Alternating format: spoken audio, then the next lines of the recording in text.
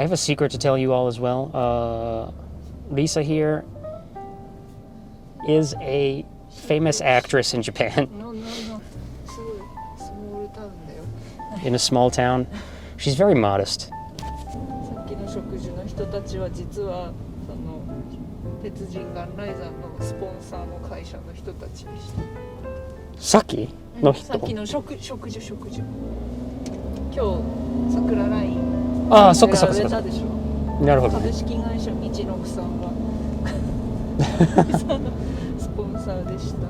へえ。っていうのを一人で気づいて喜んでました。Passing by Furukawa Numa Lake. It's kind of a lake. Numa usually means like swamp, but it's kind of a lake. This is the Topic 45 building, one of the few remaining sites that have been left up as a memorial. 今ここから歩くか？彼らは歩く。あ、なるほどね。Yeah, so they're getting out and walking from here because they're going a kind of a different route from us. Kumiko-san gave us $20 12 minutes ago. Thank you very much, Kumiko-san. ありがとうございます。This is some live action danger plays going on here right in the middle of the road. More live action danger. We're headed to, well, we're gonna take a look. We're gonna try to see if we can get an overlook of the city from up here, because there's a specific place that I want to show you guys if we can see it from like this kind of like a lookout. You can see we're kind of heading upwards here. Oh, something new that they're building over here.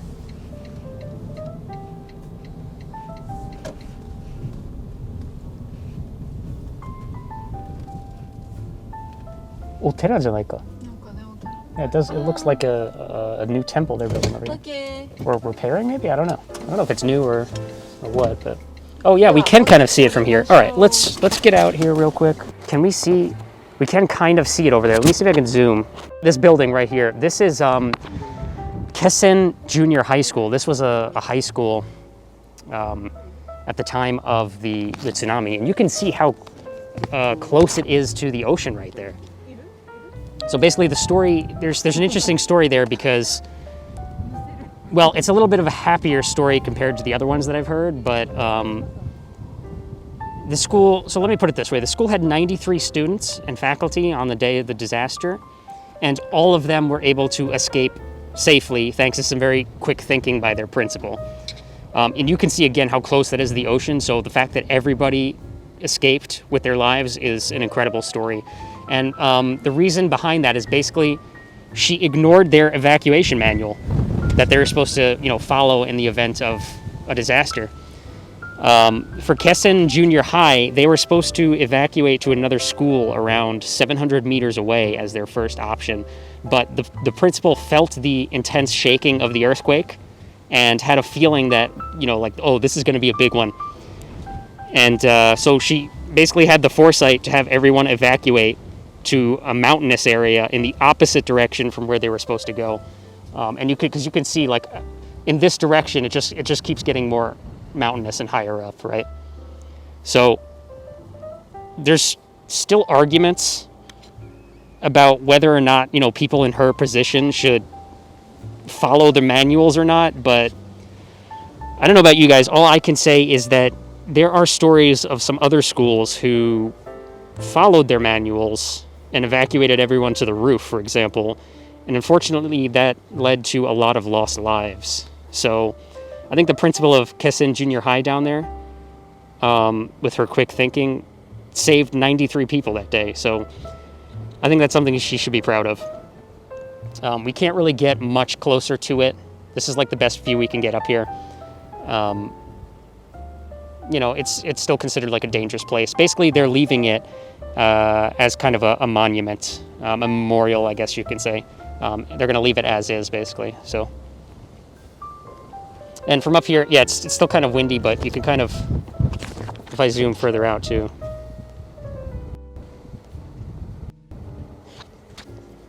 We got a nice view up here of the whole area here.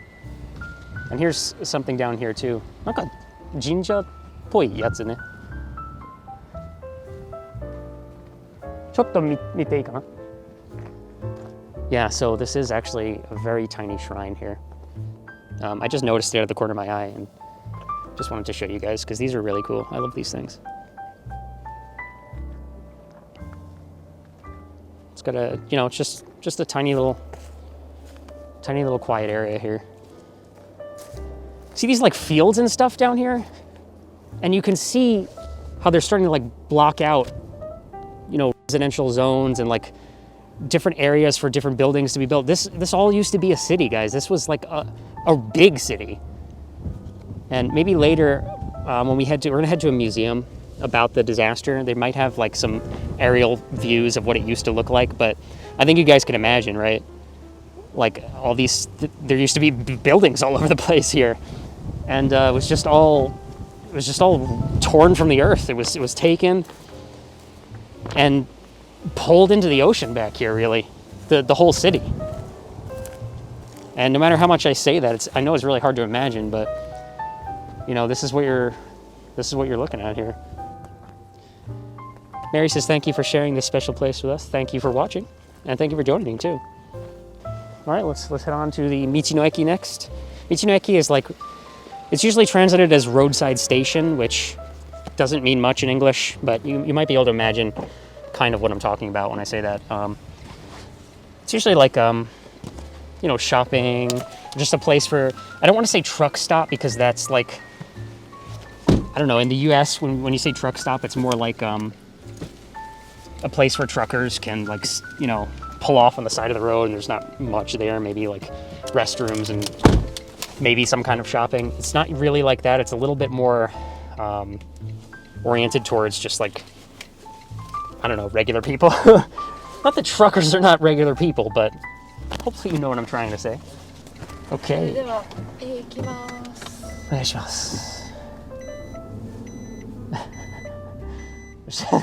staring at the camera while she waves to him. Okay.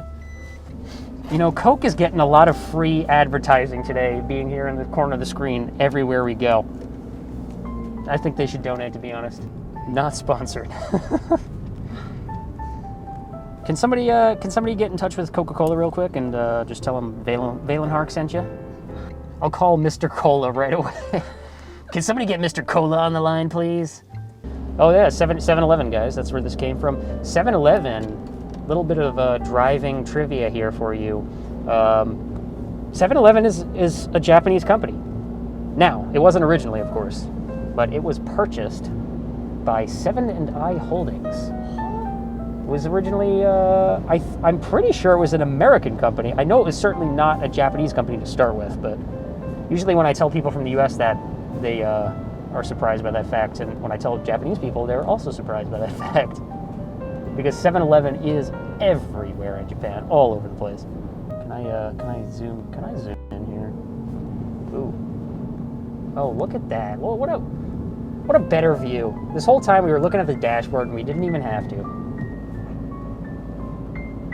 We've got a donation here from Mr. Cola's assistant. Thank you, Mr. Cola's assistant, for the donation.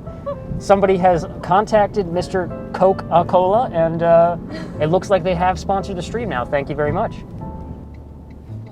I can already hear the wind outside. I'm afraid. I'm afraid already. The closer you get to the ocean here, the more the old wind excitement picks up. And these guys have got a tough job, standing outside in that wind all day, waving flags around to direct traffic.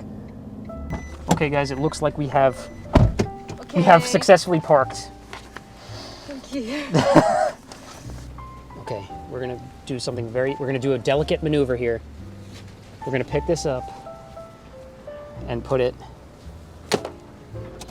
this extremely professional stream has been brought to you by Valen Hark, ladies and gentlemen.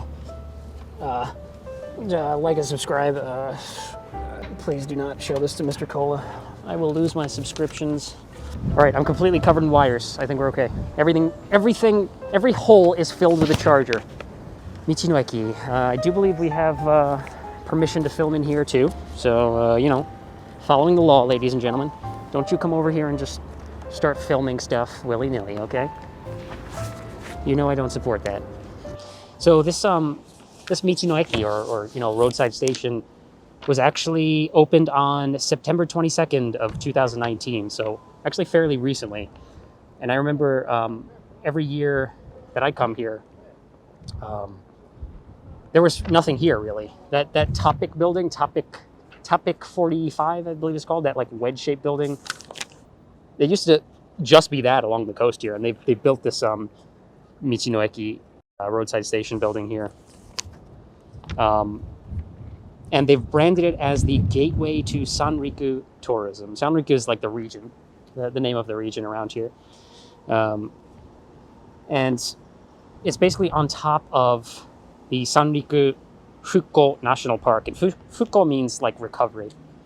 So it's the Sanriku Recovery National Park here that we are about to enter through. And that basically runs along the coast through 18 locations through Aomori, Iwate, and Miyagi. And we're currently in Iwate. Rikuzentakata is a city here in Iwate Prefecture. And we have 11 of those spots that the national park runs through here in Iwate.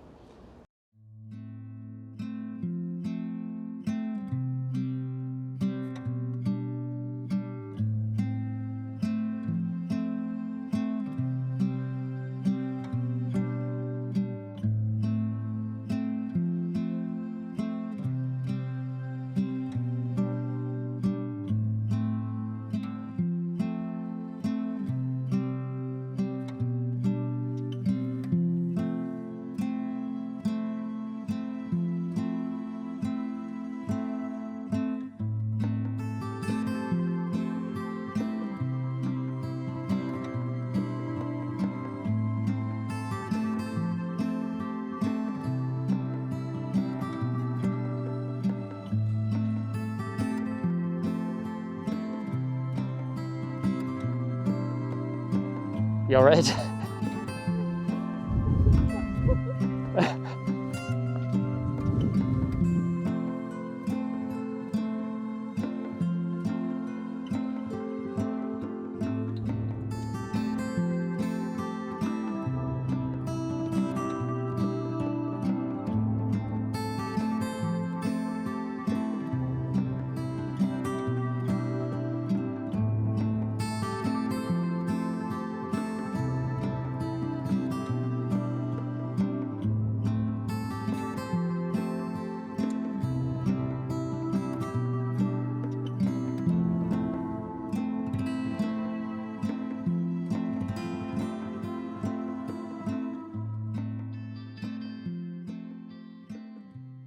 I want to show you guys this down here.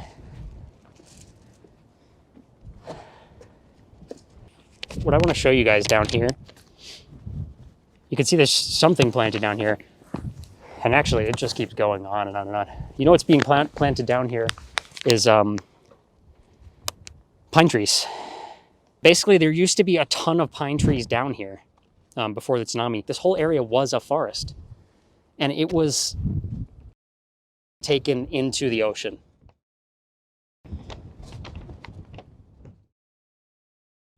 And actually, there's kind of a long history with that as well. About 350 years ago, which is like the early Edo era, period in Japan, this whole area would take damage from wind and dust and waves coming in from the sea like pretty often. So it was something that they were kind of used to and that they knew would happen. But in, I think it's 1677, the year, there's this wealthy merchant named Kano Mokunosuke. Yeah. And he planted trees here to protect the area. So he's the one who originally set up this, what used to be a forest here. And since then, they've replanted them every time a tsunami hit and caused damage because, and some of you might not know this, but this is obviously not the first tsunami. Like, this area is, well, prone to being hit by tsunamis, basically. And it's not really a matter of if it's going to happen again, but when. So that's why they're taking steps to really fortify the area again. And they're also replanting that entire forest.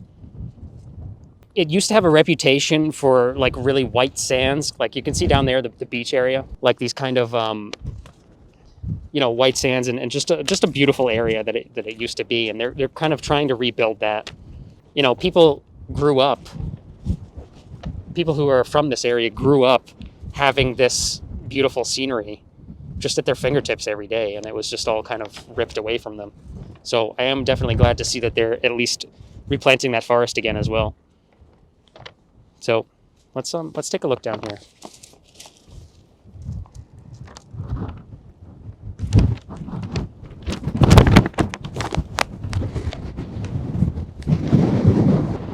We'll try to get somewhere where the wind's not as crazy, and then I'll talk to you guys then. Yep. You think we're making this up? Does this look like a face that's making it up to you?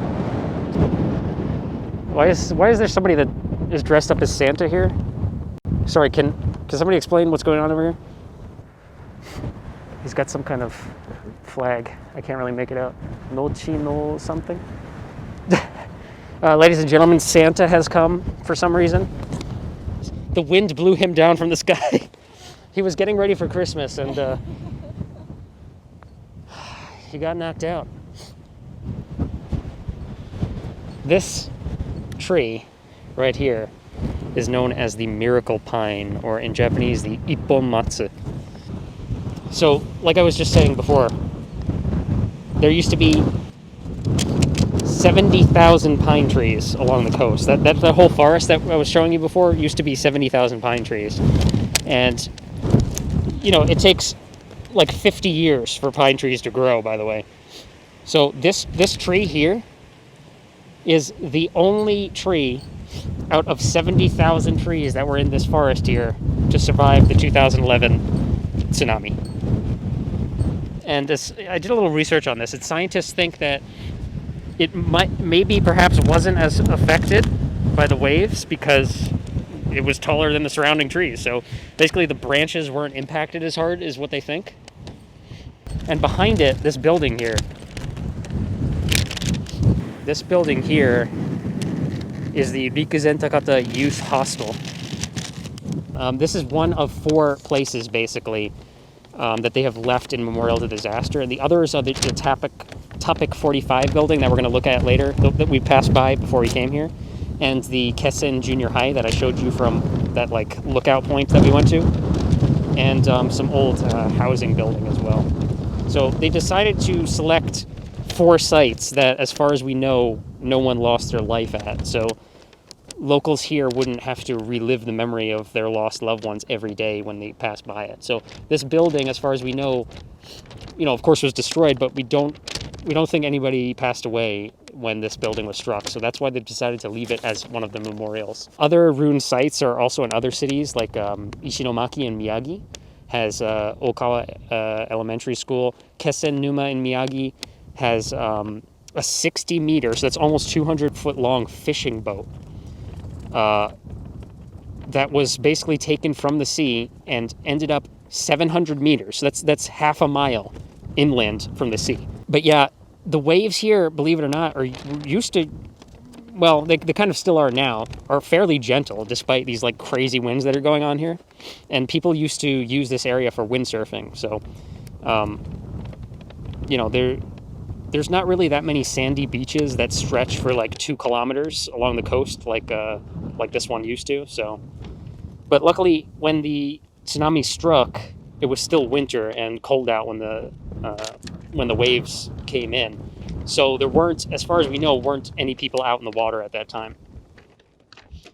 But yeah, if we take a look at this tree here, the miracle pine, you might not realize it, but actually a lot of work went into preserving this. Because basically, despite actually surviving the tsunami as the only tree left, there was basically no way that it was going to live much longer afterwards, because it used to be part of a forest, right? So the crazy winds and sands and all sorts of things whipping around over here, when there was a whole forest, no individual tree was taking that much damage, but just as one tree, it was destined to die, basically, even though it survived the tsunami. So what they did was they ended up treating it. and they created reproductions of its branches and leaves up top, because obviously those kind of like, well, they died. I don't know how else to say it, but the trunk itself was hollowed out, and the outer bark was treated for preservation. But one of the coolest things about the inside of this tree, you can't see it now, but there's actually a kind of skeleton inside of it made out of carbon fiber. This like reinforced polymer that was produced by JAXA, which is the Japan Aerospace Exploration Agency, to allow the tree to move with the wind and basically not collapse from the coastal winds and stuff now that the forest around it is gone. And so we heard that the cost for this whole project came to about 150 million yen. So that's somewhere between 1 to 1.5 million US dollars, depending on the exchange at the time. So it was very definitely an expensive project. And of course, there's only one tree left, right? So they basically had only one shot. You know, if they screwed this up, that was it. So Merchant Virus 18 says tree 2.0. Yeah, they had the technology to rebuild it, and they did. And this tree is actually 27 meters, so that's almost like 89 feet tall. So in order to insert that carbon fiber skeleton into the tree, they actually had to divide it into 5 parts and hollow out the core. So once they treated it and had it ready for that, they inserted that material, that like carbon fiber, in through the center. The whole thing was extremely complicated, even though it might not look like it, because the whole point was to basically allow the tree to sway naturally, as a tree would in the wind, but also to reinforce it to a new level of strength, since basically it now stands alone compared to before when it had a whole forest behind it. So it took a lot of like high level structural calculations, to the point where the basically JAXA, the Japan's space agency, had to get involved. And I actually saw some criticism of it online when I looked back at articles from the time of how expensive it was. But I don't know, I think I can understand wanting to preserve this like miracle pine, because it kind of stands as a symbol, of hope for people here more than anything else. Let's take a look over here. The lone miracle pine. It says here, the tsunami from the Great East Japan earthquake that struck eastern Japan on March 11th, 2011, left extensive damage in its wake. Many in Rikuzentakata lost their lives, and our city was left in ruins. We also lost the symbol of our town, the 70,000 pine trees in Takata Matsubara. What remained in all this destruction was the tree of hope, the miracle pine. The miracle pine was loved by those left behind in Rikuzentakata, as well as many from around the world. Damaged by seawater, unfortunately, it died. The city of Rikuzentakata decided to preserve this lone pine tree as a symbol to honor the souls of the deceased and of hope and recovery. The preservation of this tree has been made possible by support from many throughout Japan and all around the world. This miracle pine, which captured the hearts of so many, will continue to watch over us. City of Rikuzentakata, March 2013. So that's 2 years after the disaster. This is it, guys. I know it's just a tree, but this is kind of like something that people looked up to here. So I think it's important to show.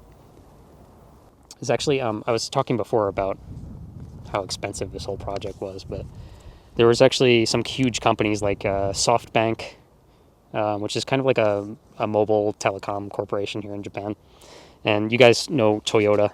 They wanted to pay for the project. They actually offered to pay for it. And a bunch of other companies and organizations did as well. But the city actually turned them down because they didn't want the tree to end up feeling like it belonged to a company in the end. I'm sure that wasn't the company's intention, but, if they ended up paying for it, it kind of connects them to, a corporate entity in some way. So they actually end up funding that $1.5 million completely through individual donations, just from regular people. And they actually had some rather famous figures help out with donations as well, which surprised me to hear the name John Travolta. John Travolta donated to this, which is something that surprised me, but also Yoko Ono and a bunch of other people as well. But one of them was Takashi Yanase. I don't know if any of you know who that is, but there's this famous character and anime series called Anpanman, which some of you may or may not know. It's really aimed for kids, but it's absolutely huge in Japan. So, and I'm sure that any kid or adult in Japan would know who Anpanman is. But he's kind of like a superhero whose head's made out of anpan, which is like it's like a bun filled with sweet bean paste. It's like a kid's treat. But the reason I'm mentioning that is because Takashi Yanase was another famous figure who wanted to help out with this, and he was actually the creator of Anpanman. And from what I heard, he lost someone close to him around that time, and could kind of relate to being the only one left. So the project was something that he got very involved with. I heard a story about how he has issues with hearing, and so when the mayor here asked him for a comment about the project, he thought he was being asked to donate, and he just immediately said, yeah, I'll donate, and he volunteered 30 million yen out of his own pocket, which is like $300,000. So obviously they were quick to correct that misunderstanding, but either way, he was basically a world-renowned mangaka, manga artist, right? And you can kind of take a look here at this.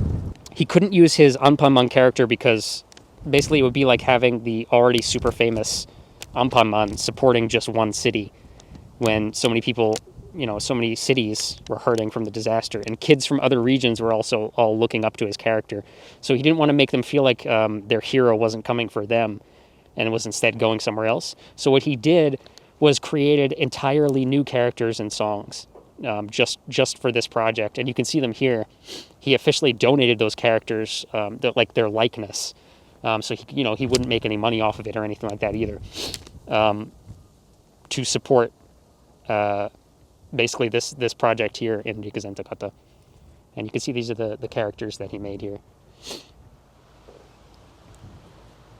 He actually passed away around 2.5 years after the disaster, unfortunately, but I think he left behind like this, just an awesome legacy, not just with his anime and manga and stuff, but definitely a beautiful project with the disaster. Last month I actually came out here with a guide, Mr. Masato Ito. He's the director of Marigoto Rikuzentakata, which is this kind of like guide service that helps people from overseas and locals as well to like understand what happened during the disaster. And I come out here every year to interpret for people. And so I've heard lots of stories and I've walked around with guides before, but like when you're interpreting, you're not really, I don't want to say you're not paying attention, because of course you are, but you're not like absorbing what's being said. You're just trying to convert it into the other language a lot of the time and focus on that. And that looks like Patrick's up here. Oh, hello. Let's say hello to Patrick real quick.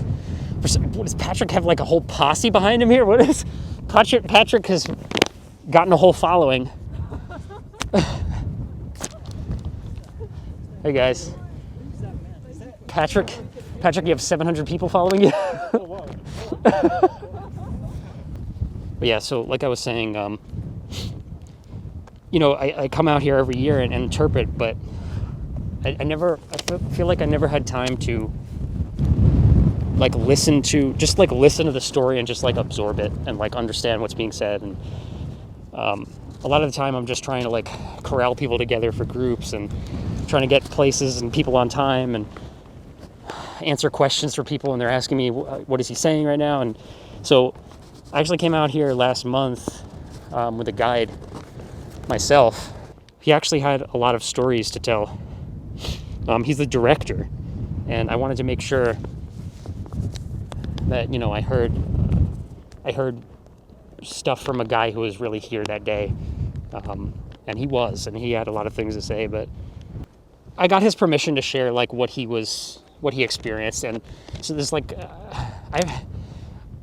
I'm usually like a somewhat of a stupid comedy channel here, as you guys probably know, but today I'm being a little bit more serious because I don't want to be disrespectful to him or anybody else that was out here. But in this area that we're standing on here right now, I remember when we passed through here, kind of what he was telling me really like impacted me, because he basically, we stood right here where we're standing, and Lisa, who's running away from the camera, she's basically, I'm standing here and he's just standing there, and he just looks me in the face and basically just says, I lost 9 of my family members here, and another 5 of them are still missing. And I don't know, it just felt very like heavy over here, you know what I mean? As soon as I heard him say that. And he's a great guy, and 10 years have passed, but he still feels that the impact of that, like when he comes to this area, even as a guide himself. What we're looking at here is basically Furukawa Numa Lake. This whole area used to just be kind of like a lake back here, but after the tsunami hit, it connected with the ocean. And you can see here this like new seawall that they've built. They did have a seawall to protect the city before the disaster as well, but it used to be kind of this L shape. It was kind of like, L shape. I mean literally like that, like facing to the ocean, I think it was. And when the tsunami hit, like at the corner of that L, and it collapsed and pulled it into the ocean. Like the whole wall was collapsed. The one they're rebuilding now, in comparison, is like a kind of a hill. So you see the slope here on this side. There's another slope on the other side as well. Instead of that like more of a wall, it's more like a hill now. So it takes up a lot more space, but the design is completely different on purpose. So the old seawall was able to withstand waves up to a once in 1,000 year tsunami. And that was it. Once in 1,000 years, a tsunami of that force comes by. This new one, the change in design really makes a huge difference here. So the land in the Abase area that we actually just came from, so in other words, like the downtown area, that's where we had lunch just before. All of the land in that area was actually raised up between 9 to 11 meters higher from where it used to be. So because this new seawall here is like a hill on both sides, this whole area here is lower than the rest of the city. And this whole area now, the park down there, you see how that like kind of dips down? This whole area is going to act like a kind of pocket in the event that another tsunami breaks through.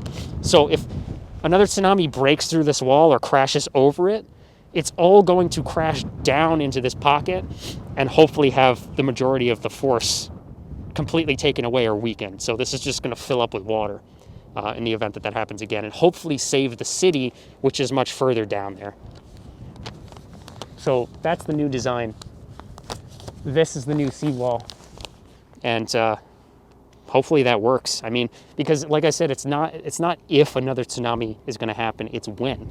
I was talking with Mr. Ito.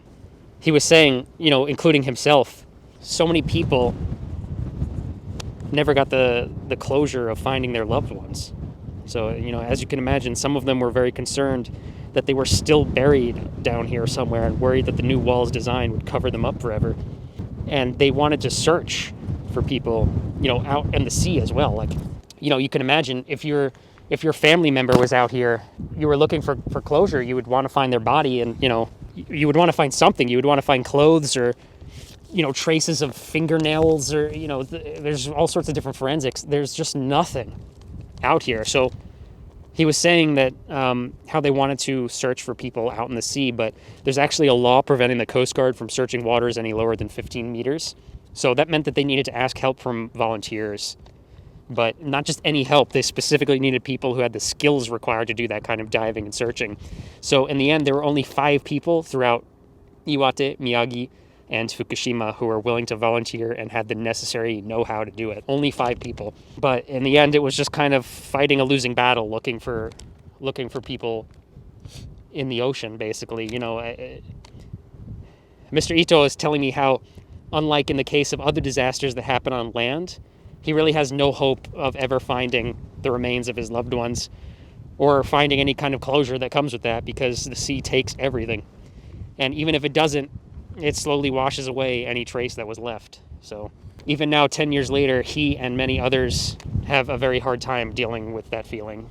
And I could definitely feel that when he just stopped here and said, my family is here somewhere. What is the construction here? They're basically just still rebuilding the coast. As a matter of fact, it's a good question, because there used to be these massive pipes. And by massive, I mean like really, like really big pipes that were all over here, and they had conveyor belts in them, and they were moving the earth from the mountains over there. All this land here was put back onto the coast because the tsunami waves were so powerful that they actually ripped the earth back into the ocean on the coast. I'm going to try to get back inside here quick before my hands fall off. It's so cold with that wind. It's crazy out there. So here is the museum, basically the Iwate Tsunami Memorial Museum. I'm gonna have to get myself measured here. よろしくお願いします。はい。はい、大丈夫でございます。ありがとうございます。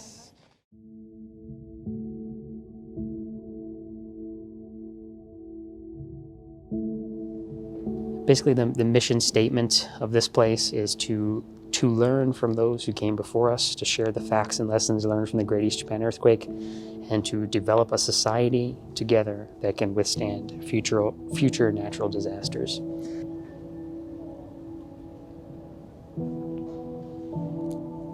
And this portion of the steel bridge I actually think is a rather good exhibit because it shows how much force came with the impact of the tsunami waves. You can see that the whole thing was basically just bent, even though it was made out of steel. Here's a fire truck that they recovered from from after the tsunami.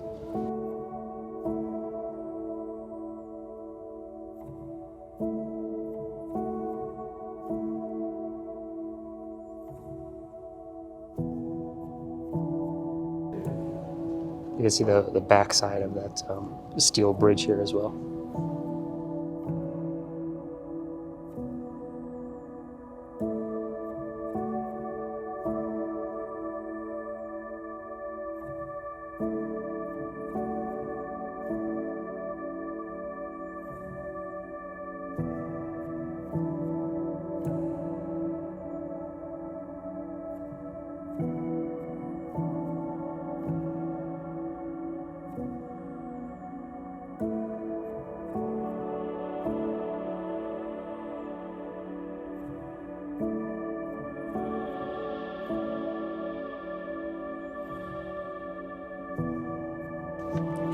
Mr. Ito is telling me how temples are usually built on higher ground. So if you're here in Japan and trying to escape the tsunami flooding and have no idea where to go, heading to the closest temple could really help. Most temples were left almost undamaged, despite a majority of the lower areas of the city being completely destroyed. A lot of consideration went into the grounds that temples were built on. So most of them are on very solid land and in places where fires have a hard time spreading and typically fairly separated from where people live, with long, solid stone staircases leading up from lower lands. And he also mentioned, though, to be careful because shrines, on the other hand, are likely to be a more dangerous option. And if you think about the history behind shrines, many of them were actually built precisely because there was some kind of disaster on that specific land. So they would build a shrine there to kind of pray that something like that doesn't happen again. This was also telling us some stories, for example, of people were coming back for their pets and actually died trying to rescue their own pets. And there was also some stories of pets that ended up stolen. As far as we know, there was no cases of that in Rikuzentakata, but it's kind of hard to say what those people's intents were, because many pets had to be left behind, and you can imagine all sorts of cases where the owner wasn't at home at the time of the disaster, or they had no choice but to escape immediately despite wanting to bring their pet. He was telling me they set up temporary housing around a month after the disaster in the earliest cases. But a lot of people were really stressed out, as you can probably imagine. Only 1 or 2 months after this life-changing event, and they're just trying to get by in this tiny living space, sometimes just one room for a whole family. And some of that temporary housing was also built on school grounds, And some schools were trying their hardest to provide kids with the chance to go back to school, as soon as possible after the disaster. They were kind of still very much picking up the pieces of their communities. There's actually a quote from an elementary school first grader as they were addressing their class during the school's entrance ceremony after the temporary housing on their school grounds went up, which kind of really struck a chord with me. And I'm just going to translate this into English, so it's not the exact words, but basically this first grader said to their class, "We have temporary housing at our school now, so let's do our best not to bother everyone living there while we're at school." Like, could you imagine a kid that age saying something like that, or even having to think about something like that?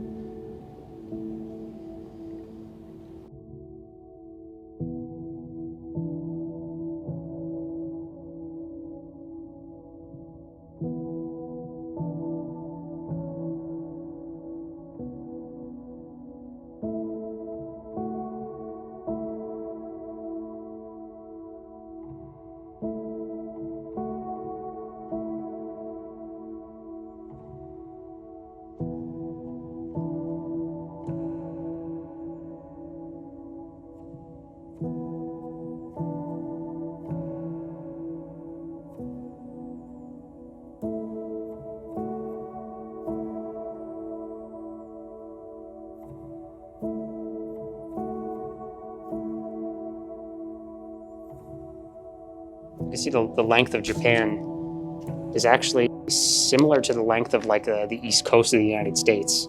So you might be able to imagine how impactful of a tsunami that was by just seeing it hit the coast here. If you don't live here in Japan, you might not know, but we get earthquakes like usually several times a month at least. A lot of the times the earthquakes last a couple seconds and they don't cause too much trouble, and you probably don't hear about them on the news overseas or in the US or wherever you might be from, because generally they don't end up causing any major problems, depending on where you live, of course. But we feel a bit of shaking every now and then, all the time, basically. We actually had one last month that was really big. We haven't had a big one like that in a while, and so it did kind of get people a little, I don't want to say scared, but a little bit more cognizant of the power of earthquakes again. And like I said, it was a big one, and they actually said it was an aftershock of the 2011 Great East Japan earthquake. 10 years later, an aftershock still from that earthquake. All right, we're going to start heading out of the museum here. Before we do that, I do want to, there's a few things. Like I was telling you guys, Mr. Ito, he left me with like some parting words. And I remember we were standing in this room when we were talking last, before I said goodbye to him. And he basically stood here and he asked me, when you were little, do you remember saying hello to your neighbors and making friends with people around you? And he went on to say, we were able to survive this disaster because we're a community here and we try to help each other. And he said, if you haven't been, start saying hello to your neighbors and to the people around you. Because when you have a disaster like the one we were faced with 10 years ago, when you see that person you smiled and said hello to way back when, and they see you want to help each other. Even if you don't really know each other, just remembering that face that gave you a friendly hello could make all the difference when it comes time to saving yourself and others. And he left me with one last thing before we parted ways, which really cemented in me how impactful the Great East Japan earthquake was. And that was that Rikuzentakata is home to 19,000 people. And there are 19,000 stories of what happened that day.